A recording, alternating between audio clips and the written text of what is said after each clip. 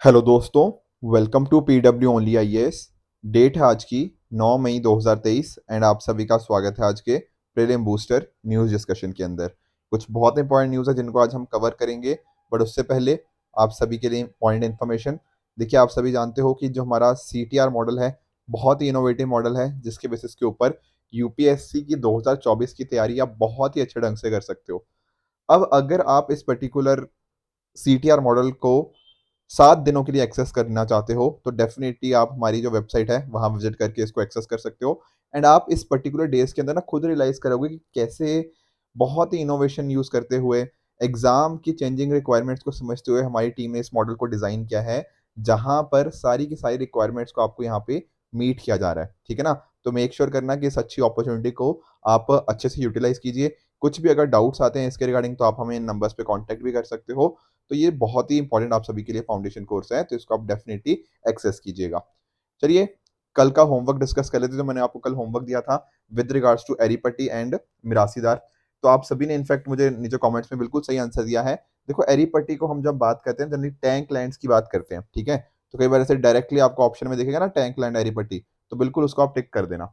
होता क्या है ना, जैसे कुछ ऐसी लैंड होती है जो डोनेट करी जाती है इंडिविजुअल्स के द्वारा, ठीक है? तो वहां का जो रेवेन्यू होता है वो विलेज टैंक को मेंटेनेंस करने के लिए यूज किया जाता है। ठीक है ना? तो इस तरह से एरीपट्टी का मीनिंग क्या हो जाता है आपका, टैंक लैंड नाम से आप इसको याद रख सकते हो।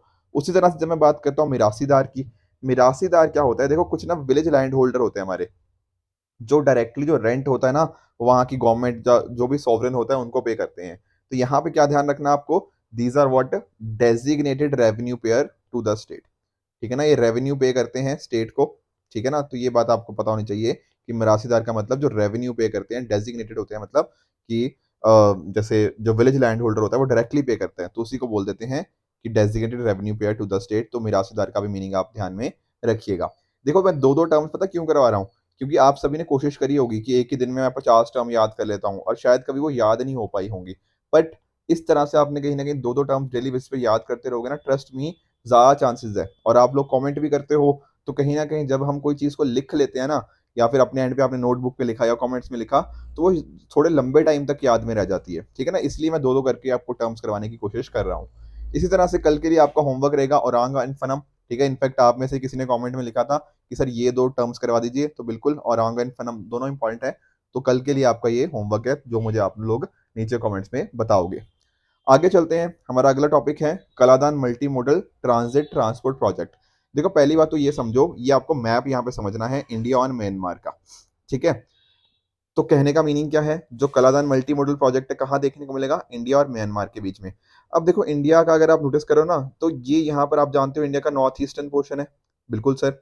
अब यहाँ पर अगर हमें यहाँ पे जाना है तो बहुत ही यहाँ पे पतला रास्ता है। ठीक है? इसलिए इसको क्या बोलते हैं, आप लोग सिलीगुड़ी कॉरिडोर बोलते हैं। ठीक है? या फिर चिकन स्नैक कॉरिडोर भी बोलते हैं। Plus at the same time आप ये देखो, चलो रास्ता तो पतला है, तो कोई हमें ऑल्टरनेटिव रूट चाहिए, तो एक चीज तो वो होगी। दूसरी बात आप नोटिस करो कि यहाँ से मान लो अगर हमें कोई सामान पहुंचाना है, एग्जाम्पल लेके चलते हैं, यहाँ पर कोई सामान पहुंचाना है तो हमें जाना है इस तरह से, पूरा घूम फिर के जाना पड़ेगा। ठीक है? तो काफी हमें टाइम लग जाता है, टाइम लग गया, कॉस्ट लग गया। ठीक है ना? फ्यूल लग गया, ये सारी चीजें। अगर हम इस तरह से इंडिया को डायरेक्टली यहाँ से म्यांमार से कनेक्ट कर दें, ठीक है ना, ये जो रूट देख रहे हो आप, फिर यहाँ से यहाँ तक सामान जाए, तो क्या वो इजी नहीं है? बिल्कुल इजी है। एक तो देखो, यहाँ से भी जाना नहीं पड़ रहा सिलीगुड़ी कॉरिडोर के थ्रू, और दूसरा हमारा यहाँ पे सारी चीजें बच भी रही हैं, टाइम भी बचेगा, फ्यूल वगैरह भी बचेगा। तो बिल्कुल इसी को क्या बोलते हैं, कलादान मल्टी मॉडल प्रोजेक्ट। समझने की कोशिश करना। यहाँ पर आप कोलकाता देख सकते हो। ठीक है? यहाँ पे आपको जो हुगली पोर्ट है, ठीक है, वहाँ पे हुगली रिवर उसके पास में पोर्ट देखने को मिल जाएगा। फिर यहाँ पर वाटरवेज के थ्रू यहाँ पे हम कनेक्ट होंगे म्यांमार से, और वापस फिर म्यांमार से कनेक्ट होते हुए हम इंडिया में एंटर हो सकते हैं।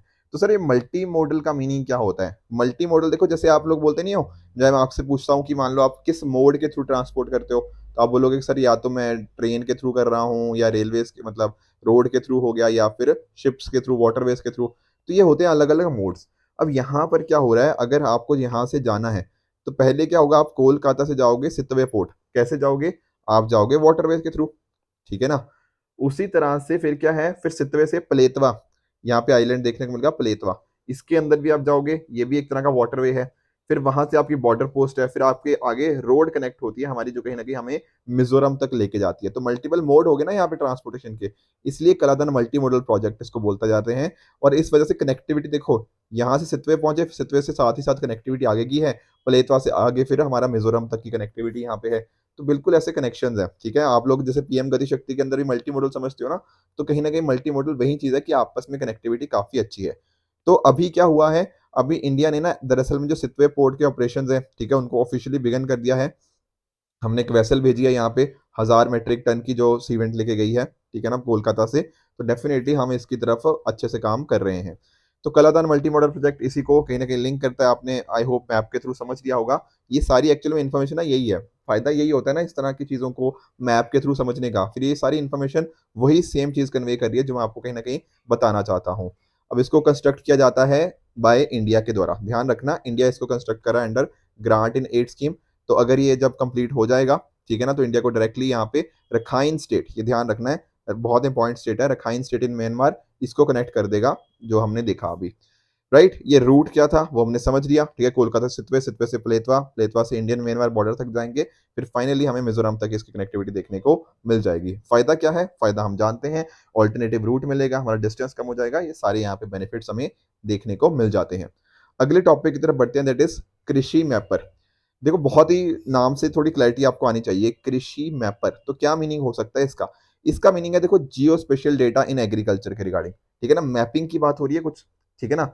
अगर हम देखो कुछ आप खुद सोचो, अगर हमारे पास एक अच्छा डेटाबेस होता है, सर डेटाबेस किस चीज़ के रिगार्डिंग, कि कैसी क्रॉप है, क्या चीज़ों के ऊपर काम करना चाहिए, उनको अगर हम कोई ना कोई अपना स्कीम लेकर आ रहे हैं, कोई प्रोग्राम लेकर आ रहे हैं, उसका कुछ इम्पैक्ट हो रहा है या नहीं हो रहा, ठीक है ना, इस तरह की चीज़ों की अगर हम मैपिंग करें, तो डेफिनेटली डेटाबेस के बेसिस के ऊपर हम क्या कर सकते हैं, हम चीज़ों को आसानी से उनको एनालाइज कर पाएंगे, एंड उसके बेसिस के ऊपर हम अच्छे प्रोडक्ट्स लेकर आ पाएंगे। नई नई जो इनोवेशन होती है ना, वो डेटा के बेसिस के ऊपर ही होती है। हमें डेटा मिलता रहता है, उसको हम एनालाइज करते रहते हैं, और उसके बेसिस के ऊपर हम सोल्यूशंस निकालने की कोशिश करते रहते हैं। रियल टाइम एनालिसिस हो सकता है, तो ये सारी चीजें हमें यहाँ पे देखने को मिल जाएंगी। तो ध्यान में रखना, ये क्या है, दरअसल में एक तरह की ऐप है, ठीक है ना, जहां पर जियो स्पेशल डेटा इन एग्रीकल्चर हमें देखने को मिल जाएगा। तो डिफरेंट डिफरेंट स्कीम्स का यहाँ पे डेटा आपको देखने को मिल जाएगा, ठीक है, हॉर्टिकल्चर के रिगार्डिंग, एग्रो फॉरेस्ट्री के रिगार्डिंग, नेचुरल फार्मिंग के रिगार्डिंग, क्या क्या चीजें हो रही हैं, कितना लैंड है वहां पर, उनका क्या रिजल्ट्स हैं, ये सारे हमें इसके थ्रू देखने को मिल जाएंगे। तो इससे फायदा क्या होगा, आपके एफर्ट्स जो है वो डुप्लीकेशन का रुक जाएगा, ठीक है ना, अच्छा डेटा होगा, उनको अच्छे से एनालाइज कर पाएंगे, एंड उसके बेसिस के ऊपर फिर किसी को क्रेडिट चाहिए होगा, किसी किसान को हो गया, ठीक है ना, तो उस तरह से कहीं स्ट्रेस आ रहा है, ये सारी चीज़ों को हम कहीं ना कहीं वर्क कर सकते हैं। साथ में देखो जो होता है कई बार ना कि एग्रीकल्चर के अंदर क्रॉप लॉस हो जाता है, ठीक है, किसी ना किसी कारण की वजह से मान लो फसल खराब हो गई, कितनी फसल खराब हुई है, उसका क्लेम मिलेगा या नहीं मिलेगा, कितना किसान को नुकसान हुआ है, कैसे उसका फायदा मिलेगा, ये सारी चीजें यहाँ पे देखने को मिल जाएंगी। तो कृषि मैपर का नाम आप डेफिनेटली ध्यान में रखिएगा। इवन मेंस के आंसर्स के अंदर भी ना आप इसको आप इस पर्टिकुलर वर्ड को यूज करोगे तो डेफिनेटली एग्जामिनर को अच्छा लगेगा कि हाँ आप करंट अफेयर्स के साथ बिल्कुल जानते हो। अगले टॉपिक की तरफ बढ़ते हैं। एक हमें डिस्कस करना है आर्टिकल 355 के बारे में। देखो 2-3 दिन से ये न्यूज में है विद रिगार्ड्स टू मणिपुर। अब मणिपुर के रिगार्डिंग तो सर हमने मल्टीपल टाइम डिस्कशन कर लिया, बिल्कुल सही बात है, हम जानते हैं कि मणिपुर में सिचुएशन क्या हुई थी। अब वहां पर बाकी चीजें छोड़ के हमें आर्टिकल 355 आखिर समझना है कि सेंट्रल गवर्नमेंट ने आखिर इसको प्रोमलगेट क्यों किया है मणिपुर के अंदर। देखो आप सभी जानते हो, जैसे आपको आर्टिकल 352 देखने को मिलता है, नेशनल इमरजेंसी की बात होती है। 356 के अंदर आप कहीं ना कहीं आप प्रेसिडेंट रूल के बारे में पढ़ते हो। आर्टिकल 360 आप जानते हो फाइनेंशियल इमरजेंसी के रिगार्डिंग है। तो इमरजेंसी प्रोविजन सर हमें अच्छे से पता है, ठीक है। अब उसी में ही आर्टिकल 355 हमें देखने को मिल जाता है। वो क्या बोलता है, वो एम्पावर करता है हमारी यूनियन गवर्नमेंट को कि आप हर स्टेट को प्रोटेक्ट करो against external aggression and internal disturbance. ध्यान रखना मैं 352 की बात नहीं कर रहा। 352 तो हमारी नेशनल इमरजेंसी की बात होती है, जहां पर आपका एक्सटर्नल एग्रेशन होता है, और कहीं ना कहीं अब जो पहले वर्ड था इंटरनल डिस्टर्बेंस, उसको हमने आर्म्ड रिबेलियन से रिप्लेस कर दिया। उसकी बात यहाँ पे नहीं हो रही, यहाँ बात हो रही है आर्टिकल 355 की। 355 का मतलब है कि ये यूनियन गवर्नमेंट की जिम्मेदारी है एक तरह से कि वो हर स्टेट को प्रोटेक्ट करे against any form of external aggression और इंटरनल डिस्टर्बेंस। अभी जो सिचुएशन है ना देखो मणिपुर के अंदर, तो वहां पर क्या हुआ है, वहां पर जो स्टेट है वो स्टेट मशीनरी ढंग से काम नहीं कर पाई, तभी तो इतनी सारी सिचुएशन खराब हुई है ना। तो यहाँ पर हमारी सेंट्रल गवर्नमेंट ने आर्टिकल 355 के थ्रू क्या कर दिया है, इंश्योर कर दिया है कि स्टेट की जो कहीं ना कहीं जो स्टेट है वो प्रोटेक्टेड रहे against any form of internal disturbance. इस वजह से यहाँ पे आर्टिकल 355 लगाया गया है। तो सर और क्या रीजन हो सकते हैं आर्टिकल 355 लगाने के? देखो बहुत सारे रीजन हो सकते हैं।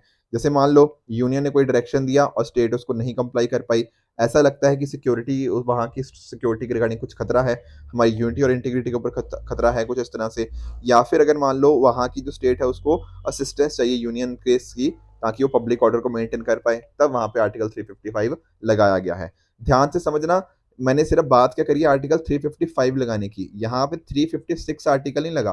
356 आप जानते हैं ना, प्रेसिडेंट रूल होता है, वहाँ की जो कहीं ना कहीं जो वहाँ पे काउंसिल ऑफ मिनिस्टर है वो डिसमिस कर दिए जाते हैं, ऐसा यहाँ पे नहीं हुआ है। ठीक है, सिर्फ और सिर्फ 355 लगाया है। ऑल्दो ये मुद्दा भी ना अभी सुप्रीम कोर्ट में जाएगा, ठीक है, मतलब इसको भी चैलेंज किया जाएगा, आई एम वेरी श्योर। यहाँ पर क्या हो रहा है कि जनरली हम पता क्या करते थे पहले, जब आप नोटिस करते होंगे कि 356 ना एक आर्टिकल बहुत ही मिसयूज हुआ है, स्पेशली अगर आप नोटिस करो हमारी हिस्ट्री के अंदर, तो अभी तो उतना यूज नहीं होता, पहले बहुत यूज किया गया था कि जब भी सेंटर में एक और गवर्नमेंट है और स्टेट में मान लो कोई दूसरी गवर्नमेंट है, मतलब दूसरी किसी पार्टी की गवर्नमेंट है, तब बहुत बार 356 को यूज कर लिया जाता था कि वहां की जो गवर्नमेंट है उसको बर्खास्त कर दिया जाता था। और उस टाइम पर दोनों को लगाया जाता था, आर्टिकल 355 भी 356 भी। पर इस बार पेक्यूलियर सिचुएशन ये है कि हमने सिर्फ किसको इन्वोक किया है, सिर्फ 355 को, 356 को नहीं किया गया। एक्चुअल में है पता क्या, जो सेंटर गवर्नमेंट है वो भी वो भी भारतीय जनता पार्टी की है, और जो वहां की अभी मणिपुर की गवर्नमेंट है वो भी बीजेपी के साथ ही एफिलेटेड है।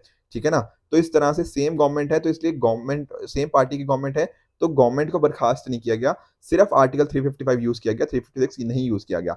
यही कई बार ना कंटेंशन बन जाता है कि आप अकेले क्या 355 को यूज कर सकते हो, नहीं कर सकते। ये बात अभी कोर्ट्स में जाएगी, फिर चेक करेंगे, पर फिलहाल के लिए सिचुएशन यही है कि हमने 355 को लगाया है, 356 को नहीं लगाया गया। ठीक है ना, और ये पर्टिकुलर चीज भी जुडिशियल रिव्यू के अंतर्गत आ जाती है, चैलेंज की जा सकती है कोर्ट के अंदर, और अगर यूनियन गवर्नमेंट को लगता है कि सिचुएशन नॉर्मल हो गई है तो वो 355 को हटा भी सकता है। ठीक है, इसकी कोई ड्यूरेशन स्पेसिफाइड नहीं है कि हाँ इतने महीने के लिए लगेगा 355, नहीं। बाकी याद करो 356 की भी हमारे पास ड्यूरेशन होती है कि मैक्सिमम 3 साल तक आप लेके जा सकते हो, 6-6 महीने के आप कंटिन्यूसली रिवीजन करते टाइम्स, और 1 साल से ज्यादा लगानी है तो वहां पर इलेक्शन कमीशन ऑफ इंडिया को भी सर्टिफाई करना पड़ेगा कि वहां इलेक्शन करवाने मुश्किल है, plus at the same time कहीं ना कहीं इंडिया के किसी भी और पार्ट के अंदर कोई इमरजेंसी लगी होनी चाहिए। आई एम वेरी श्योर 356 आप अच्छे से जानते होंगे। तो ये सारी कुछ चीजें हैं 355 और 356 के रिगार्डिंग, तो ये चीजें हमने अच्छे से समझ ली। फिर से रिपीट कर दूं, 355 लगा है मणिपुर के अंदर, अभी 356 नहीं लगा। अगले टॉपिक की तरफ बढ़ते हैं, दैट इज बुद्ध पूर्णिमा। अब देखो पिछले दिनों के अंदर हमें बुद्ध पूर्णिमा देखने को मिला, ठीक है ना, हमारे जो प्रेसिडेंट जी हैं उन्होंने भी लोगों को ग्रीट किया।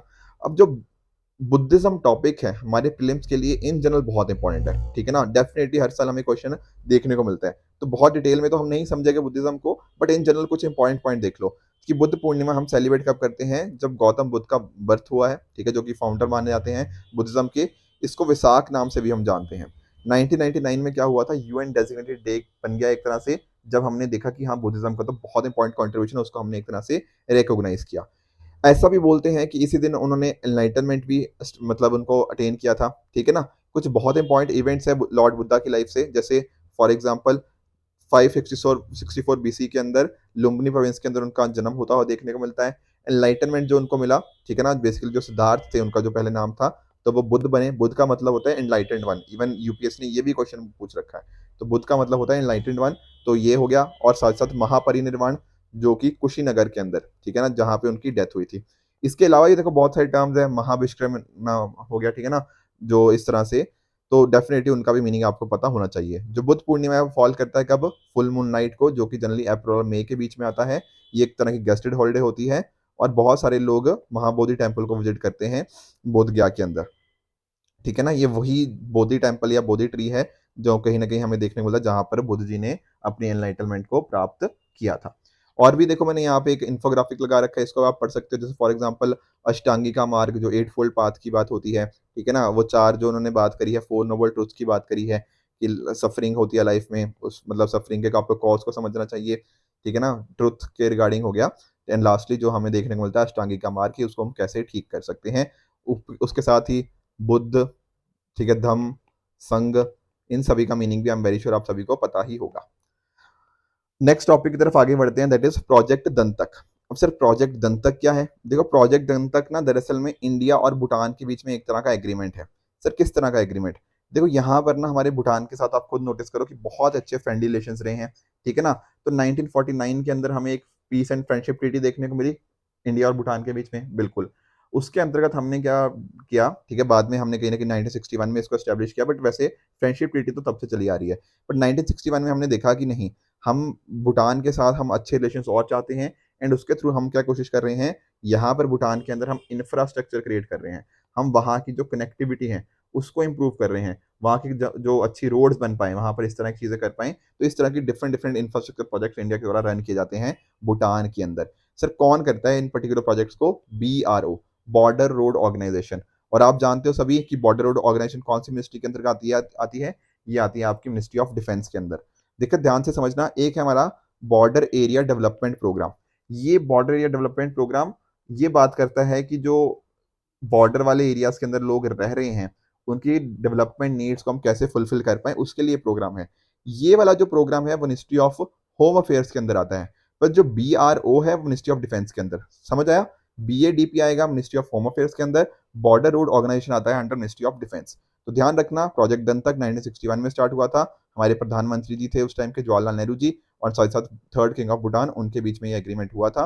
एंड उसके बेसिस के ऊपर इस तरह से हमने रोड कंस्ट्रक्शन हो गया, ठीक है ना, एंड इंफ्रास्ट्रक्चर हो गए, सारे काम हमने इसके अंतर्गत किए हैं। तो बहुत सारे यहाँ पे प्रोजेक्ट्स के नाम दिए हुए हैं कि कौन कौन से हैं। इनको देखो इतना याद रखने की जरूरत नहीं है कि कौन कौन से प्रोजेक्ट इंडिया ने कंप्लीट किए हुए हैं, बस एक दो का नाम आप ध्यान रख सकते हो। जैसे पारो एयरपोर्ट बहुत ही फेमस है, ठीक है ना, थिम्पू को कनेक्ट किया गया, हमने कनेक्ट किया है। तो इस तरह से डेफिनेटली हाइड्रो पावर के अंदर हमने बहुत सारे प्रोजेक्ट्स यहाँ पे रन किए हैं अंडर द प्रोजेक्ट डन तक, ठीक है। और यहाँ पे प्रोजेक्ट के अंदर ना जो लोकल वर्कर्स होते हैं भूटान से, साथ ही साथ इंडियन वर्कर्स जो होते हैं जो इंडिया भूटान बॉर्डर के आसपास हैं, उनको रिक्रूट किया जाता है, तो वहां पर लोकल एम्प्लॉयमेंट भी देखने को मिल जाती है। अगले टॉपिक की तरफ बढ़ते हैं, दैट इज लॉन्ड्रोमेट कंट्रीज। ये थोड़ा देखो पुराना टॉपिक हो गया, ठीक है, बट मैंने नोटिस किया कि ये हमने शायद मिस कर दिया था, तो मैंने इसको इंक्लूड कर लिया अपने डिस्कशन के अंदर। देखो लॉन्ड्रोमेट का मीनिंग ना दरअसल में ये दो वर्ड से आया है। एक होता है लॉन्ड्री, ठीक है, और एक होता है ऑटोमेट, वहां से ये वर्ड बना है। मैं समझाने की कोशिश करता हूँ। देखो आप नोटिस करो, जो यूरोपियन यूनियन है, मतलब आप रशिया यूक्रेन का क्राइसिस आप जानते हो, ठीक है ना। अब इस क्राइसिस की वजह से कहीं ना कहीं जो यूरोपियन यूनियन की कंट्रीज हो गया, US हो गया, उन्होंने क्या कर दिया, उन्होंने रशिया के ऊपर कुछ तरह के सैंक्शंस लगा दिए, ठीक है ना। अब रशिया से तेल वगैरह यहाँ तक नहीं जा सकता था, पर बहुत सारी कंट्रीज है जहां पर रशिया का उन्होंने तेल खरीदा। सर कौन कौन सी कंट्रीज? जैसे इंडिया ने बहुत अच्छा खासा तेल खरीदा, चाइना हो गया, UAE हो गया, सिंगापुर हो गया, तुर्की हो गया, इन सभी ने तेल खरीदा यहाँ पे रशिया से, बिल्कुल। फिर इंडिया देखो जो ऑयल को खरीदता तो है, प्लस साथ ही साथ हमने डिफरेंट डिफरेंट प्रोसेस प्रोडक्ट हम दूसरी कंट्रीज को एक्सपोर्ट करते हैं, ठीक है ना, इसकी प्रोसेसिंग वगैरह करके हम दूसरी कंट्री को एक्सपोर्ट करते हैं। तो यहाँ पता क्या हुआ, यहाँ नोटिस करना कि इंडिया ने रशिया से तेल खरीदा, इंडिया ने उस तेल की प्रोसेसिंग करी, कुछ प्रोडक्ट्स बनाए, और इंडिया ने प्रोडक्ट्स फिर यूरोपियन यूनियन को भेज दिए। तो यहाँ टेक्निकली देखो हो क्या रहा है, रशिया डायरेक्टली यूरोपियन यूनियन को नहीं दे रहा तेल, समझ रहे हो? ये क्या हो रहा है कि तेल वो इंडिया खरीद रहा है, इंडिया उसकी प्रोसेसिंग करके आगे यूरोपियन यूनियन को ही बेचे जा रहा है। ये तो ऐसा हो गया ना कि हम डायरेक्टली ये चीज नहीं कर सकते थे, पर इनडायरेक्टली ऐसी चीज होगी, है कि नहीं? तो इसी को क्या बोलते हैं, लॉन्ड्रोमेट, ठीक है ना। लॉन्ड्री में जैसे नहीं होता कि आप किसी खराब वस्तु को आप डायरेक्टली नहीं कर सकते, उसको इनडायरेक्टली करके साफ कर दिया, तो ये वो चीज हो रही है। तो वहीं से ये वर्ड आया आपका लॉन्ड्रोमेट कंट्रीज। तो इस तरह से इंडिया हो गया, इंडिया के साथ साथ जो बाकी कंट्रीज है, चाइना, UAE, सिंगापुर, तुर्की, इनको लॉन्ड्रोमेट कंट्रीज बोला गया है। जो क्या करती हैं, जो रशियन ऑयल को खरीदती हैं, और जो प्रोसेस प्रोडक्ट है वो यूरोपियन कंट्रीज को कहीं ना कहीं भेज देती हैं, और इससे जो सैंक्शन वगैरह लगे हुए हैं वो हट जाते हैं, ठीक है ना। तो इन्हीं का क्या है, ये पांचों जो कंट्रीज हैं, नियरली 70% जो रशिया का क्रूड ऑयल एक्सपोर्ट है इन्हीं पांचों कंट्रीज के ऊपर देखने को मिलता है। तो प्राइस कैप की वजह से कहीं ना कहीं जो इम्पोर्ट्स थे टू द यूरोपियन कंट्रीज वो खत्म हो गए थे, बट इनडायरेक्टली होते हुए इन पर्टिकुलर कंट्रीज तक भी हमारा सामान यहाँ पे पहुंच जाता है। और इंडिया यहाँ पे आप जैसा हमने उस पिक्चर में भी देखा, तो इंडिया इसका लीडर एक तरह से इमर्ज हुआ है। तो आपको ध्यान में एक्चुअल में बस इतना ही रखना है कि लॉन्ड्रोमेट कंट्रीज न्यूज में था, तो ये किस चीज से रिलेटेड है। अगर आप ये चीज समझ जाओगे तो बाकी चीजें तो इतना डेटा आपको याद रखने की जरूरत नहीं है कि कैसे यूरोपियन यूनियन ने कितना इंपोर्ट किया, तो डेफिनेटली वो लार्जेस्ट इंपोर्टर है। बट अदरवाइज डेटा हमारे लिए इंपॉर्टेंट नहीं है, इंपॉर्टेंट यही था कि लॉन्ड्रोमेट कंट्रीज आखिर होती क्या है, उसका मीनिंग हम अच्छे से समझ चुके हैं। तो ये थे कुछ आज के टॉपिक जो हमें डिस्कस करने थे। अब इसी के बेसिस के ऊपर ये मैं 5 क्वेश्चन आपको दे रहा हूँ। इन पांचों क्वेश्चंस का आंसर आप मुझे नीचे कमेंट सेक्शन में बताओगे, इनमें से कौन सा ठीक है, कौन सा गलत है। साथ में औरांग एंड फनम, इन दोनों वर्ड्स का मीनिंग भी मुझे आप नीचे कमेंट सेक्शन में बताओगे। कल जो मैंने आपको 5 क्वेश्चन दिए थे, उनको क्विकली मैं एक बार आपको आंसर बता देता हूँ। पहला है वॉशिंगटन डिक्लेरेशन, क्या ये कोरियन पेनिनसुला को बचाने के लिए है फ्रॉम अ न्यूक्लियर अटैक? बिल्कुल, हमने देखा था कैसे यूएस और साउथ कोरिया के बीच में ये चीज़ हमें देखने को मिली, ये डिक्लेरेशन थी, तो इसका आंसर बिल्कुल यहाँ पे ट्रू है। दूसरा ईडी, क्या ED ministry of home affairs के अंतर्गत वर्क करता है? The answer is false. देखो मैंने आपको काफी डिटेल में समझाया था, डिपार्टमेंट ऑफ रेवेन्यू है हमारा, कौन सी मिनिस्ट्री के अंदर? मिनिस्ट्री ऑफ फाइनेंस के अंदर। वो यहाँ पर इस उसके अंतर्गत हमें ईडी देखने को मिल जाता है, और यही ईडी है जो कहीं ना कहीं जो हमारे मनी लॉन्ड्रिंग वाले केसेस है ना, जो पीएमएलए के अंदर देखने को मिलते हैं, उसके इन्वेस्टिगेशन के लिए रिस्पॉन्सिबल है। तो सेकंड स्टेटमेंट आपका फॉल्स हो गया। तीसरा स्टेटमेंट देख लेते हैं, यानोमामी टेरिटरी, क्या ये यूक्रेन के अंदर है? The answer is false. हमने देखा था ना, जो ब्राजील के अंदर हमें लार्जेस्ट इंडिजिनियस लैंड हमें देखने को मिलती है, तो यहाँ पर इसका आंसर यहाँ पे फॉल्स हो जाएगा। चौथा, CBDC, central bank digital currency, क्या इसकी वैल्यू फिक्स करी जाती है बाय सेंट्रल बैंक एंड ये इक्वलेंट होती है कंट्री की फिएट करेंसी के? ये बात यहाँ पे बिल्कुल ट्रू है। और पांचवा स्टेटमेंट हमारा, हीट इंडेक्स, क्या इसको आईएमडी लॉन्च करेगा? Yes, that is also true. पांचवा स्टेटमेंट भी आपका बिल्कुल ट्रू हो जाएगा। इसी तरह से इन पांचों क्वेश्चंस का एंड जो दो टर्म्स है उनका आंसर आप मुझे नीचे कमेंट सेक्शन में बताओगे। अगर आपको इस लेक्चर की पीडीएफ चाहिए तो आप हमारे Telegram channel only as nothing else पे जाके इस लेक्चर की पीडीएफ को एक्सेस कर सकते हो एंड अपनी प्रिपरेशन को और भी बेहतर बना सकते हो। ठीक है फ्रेंड्स, तो आई होप आपको आज का सेशन बहुत अच्छे से समझ आया होगा। इसी तरह से आप भी अपने एंड पे हार्ड वर्क करते रहिए। This it for this video. Good bye and good luck.